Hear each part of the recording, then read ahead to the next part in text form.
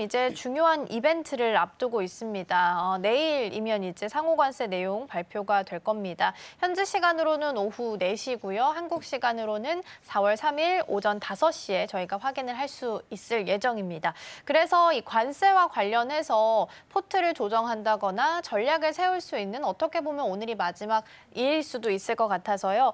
어떤 전략을 세우면 좋을지 아니면 대응할 구간은 아닌 건지 어떤 전략을 좀 주실까요? 우선은 지금은 조금 비중을 줄이시는 게 좀 좋지 않을까라는 말씀 좀 드리겠고요.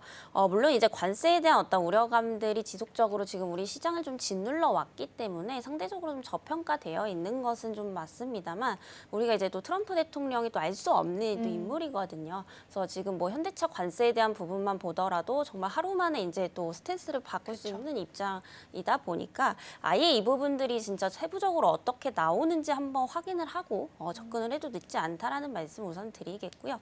아까도 말씀드렸지만 뭐 우리나라 내부 전국 리스크 해소에 대한 모멘텀까지 더해진다라고 한다면 이런 부분들이 이제 다음 주 내내에는 시장의 반등이 좀 강하게 나올 수도 있기 때문에 이 부분 한번 체크를 좀 해보자라는 말씀 좀 드리겠고요. 지금 보면은 정말 고점에서 물려 계시는 분들은 사실상 이제 손을 쓰실 수가 없는 그런 단계거든요. 다만 이제 추가적으로 이제 반등이 나온다라고 한다면 거기가 이제 단기적으로 좀 반등이 바닥일 가능성이 높기 때문에 오히려 좀 추가 매수를 하시는 전략 말씀드리겠고요. 만약에 이제 조금 고점 대비 뭐 5%, 10% 내외의 마이너스다라고 한다면 지금 일단 조금 비중을 잘라내셨다가 한번 이 이제 어떠한 리스크적인 부분들이 해소가 되는지 이 부분을 한번 체크를 해보시고 접근을 해보셔도 늦지 않겠다라는 말씀 드리겠고요.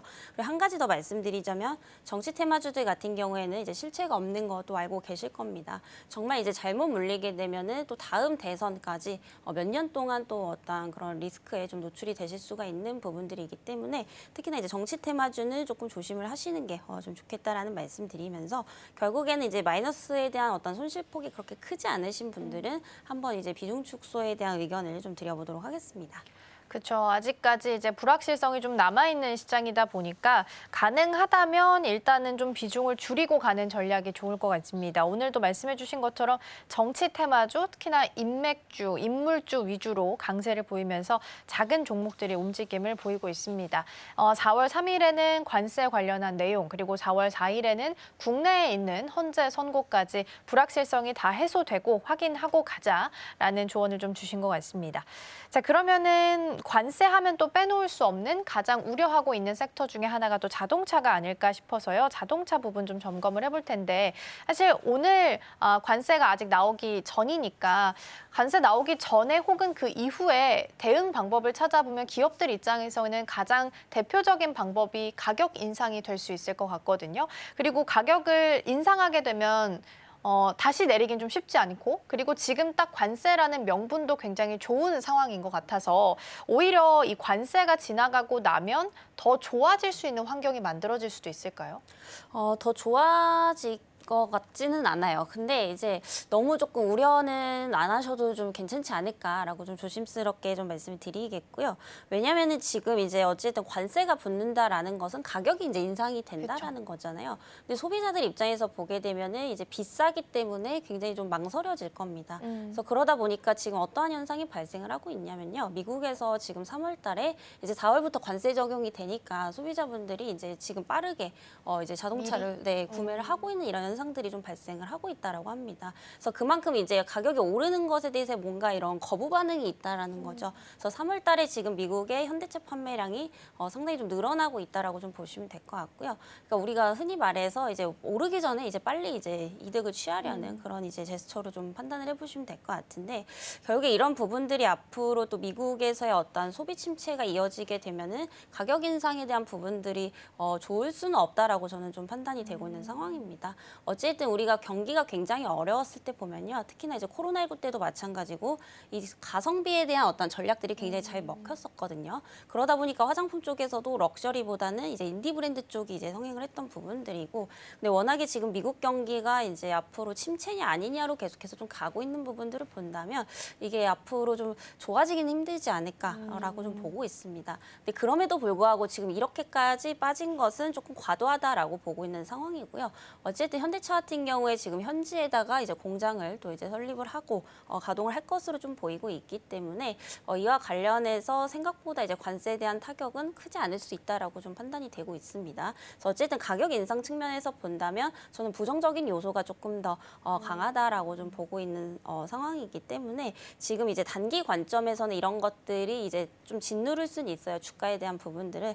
근데 아까 앞서서도 말씀드렸지만 결국에 이런 이제 악재들이 이제 작년 말부터 또 나왔던 부분들이고 어느 정도는 주가에 선제적으로 조금 반영이 되고 있다라는 거죠. 그래서 현대라든지 기아라든지 이제 앞으로 계속해서 또 실적에 대한 기대감도 조금 있는 상황이기 때문에 펀더 자체는 굉장히 좀 튼튼하다라는 점. 그러니까 결국에 이제 단기로서는 이제 못 갈 명분들이 굉장히 많이 생기고 있지만 중장기적으로는 이런 부분들로 인해서 하락을 할 때 조금 모아 가신다라고 한다면 충분히 좀 저가 매수의 기회가 좀 될 수 있지 않을까라고 보고 있는 상황입니다. 자동차 관련해서는 좋아지긴 힘들겠지만 그래도 너무 걱정하지는 않아도 된다라는 코멘트로 정리해 보겠습니다. 그러면 이번에는 2차 전지 쪽으로 시선을 좀 옮겨 보겠습니다. 앞서서 들으셨겠지만 LG 엔솔 그리고 미국의 GM 합작인 얼티엄 셀즈 공장을 인수한다라는 소식 속에서 일단 정면으로 캐즘을 돌파하겠다라는 시도가 LG 엔솔 측에서는 좀 읽혀지고 있긴 합니다. 공매도 이후에 그래도 기대 살짝 했었는데 더 떨어지면서 실망하고 계시지 않을까 싶어서 2차 전지 전략 점검해 볼 텐데요. 대표적으로 LG 엔솔이랑 좀 넓게 보면 LG 화학도 대표주로서 어떻게 보면 페이스메이커로 좀 삼을 수 있을 것 같은데 어느 정도 가격대 반등이 오면 그래도 뒤따라갈 수 있을 테니까 어느 정도 가격대 왔을 때 이 정도면 괜찮다라는 시그널로 이해할 수 있을까요? 일단은 40만 원대를 좀 강하게 40만 원대. 돌파를 해야 되지 않을까라고 좀 보고 있는 상황입니다. 그래서 어쨌든 지금 캐즘을 이제 돌파하기 위해서 굉장히 좀 노력들은 많이 하고 있는 것 같아요. 우리나라 2차 전지 관련 기업들이. 근데 문제는 이제 또 어마어마한 경쟁자가 있죠. 바로 이제 중국이라는 국가에 있어서 우리가 2차 전지 쪽은 사실상 좀 인정을 할 수밖에 없는 것 같습니다. 아무래도 이제 저가에 대한 부분들 또 이제 가성비에 대한 부분들은 이미 중국 시장이 대부분을 좀 차지하고 있기 때문에 지금 우리나라 같은 경우에 일단 가격 경쟁력에서부터 사실은 좀 밀리고 있는 그런 상황이거든요. 특히나 LG에너지 솔루션은 이제 LFP 쪽이 이제 주력이라고 좀 보시면 될 것 같은데 LFP 하면은 또 이 시장도 사실상 점유율상으로는 중국이 대부분 이제 차지를 하고 있다라고 좀 보시면 될 것 같습니다. 그래서 앞으로 이제 어떻게 좀 돌파를 할 것이냐, 이 부분이 좀 중요하지 않을까라고 좀 보고 있는 상황이고요. 결국에는 이제 실적으로 조금 증명을 해줘야 되지 않을까라고 좀 보고 있습니다. 그러니까 지금 2차 전지들이 전반적으로 이제 캐즘 마지막이다, 막바지다, 이제는 바닥을 찍고 올라갈 것이다 이런 기대감들은 계속해서 좀 있는 상황이지만 사실 이 얘기는 작년 뭐 2분기부터 또 나왔던 말들이거든요. 근데 막상 이제 실적에 대한 부분들을 열어보게 된다라고 하면은 여전히 이제 실망감들이 좀 지속이 되고 있다라는 거죠. 그리고 지금 어떤 전반적인 좀 분위기를 보겠습니다. 이제 트럼프 관련해서 보면은 이제 전기차를 사실 밀어줄 리는 없을 것 같아요. 이번 임기 내내. 그러다 보면은 지금 바이든 정권 때도 안 좋았던 이 전기차 시장이 캐즘을 더욱더 빠르게 돌파하기는 상당히 좀 어렵지 않을까라고 좀 보고 있는 상황입니다. 근데 제 기준에서 봤을 때도 어느 정도 바닥은 좀 지나고 있는 것처럼 보여지지만 이렇게 팍 뭔가 이제 성장할 수 있을 만한 요소들은 굉장히 좀 부족하다라고 좀 보여지고 있고요. 유일하게 이제 전기차 캐즘 현상에 있어서 조금 영향을 안 받고 있는 게 이제 중국밖에 없는 거죠. 따지고 보면. 그래서 유럽 같은 경우에도 지금 전기차 판매량이 줄어가고 있는 상황이고요. 그러니까 아직까지 이제 전기차에 대한 기대감은 있지만 이게 이제 글로벌적으로 봤을 때 상용화가 되고 있지 않다라는 겁니다. 그래서 이게 본격적으로 이제 뭐 LPG 차량을 밀어내고 상용화되기까지는 굉장히 오랜 시간이 좀 걸리지 않을까라고 좀 보고 있어서 결국 이제 전반적인 이런 업황의 흐름들을 본다면 전기차가 잘 팔려야지 결국에 이제 배터리 공급도 많이 할 거고요. 2차 전지 소재에 대한 어떤 생산량도 늘어나겠죠. 그래서 결국에 이게 다 이제 연결고리이기 때문에 결국에 업황이 쉽게 좋아지지는 조금 않을 것 같다라는 좀 말씀을 좀 드리면서 결국에 LG엔솔 같은 경우에 지금 바닥권이긴 합니다만은 결국에 이제 40만 원대를 기술적으로 좀 강하게 돌파를 해야지 조금 추세 전환의 어떤 신호로 좀 볼 수 있지 않을까라고 좀 판단이 되고 있고요.